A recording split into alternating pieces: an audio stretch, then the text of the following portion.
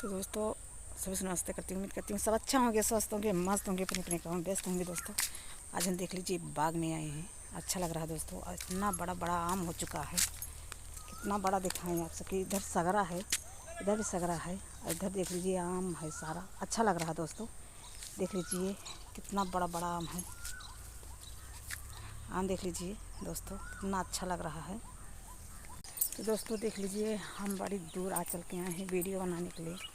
देख लीजिए बहुत सुनसान है, क्योंकि हमने सोचा एक बार चलें वीडियो बनाएं।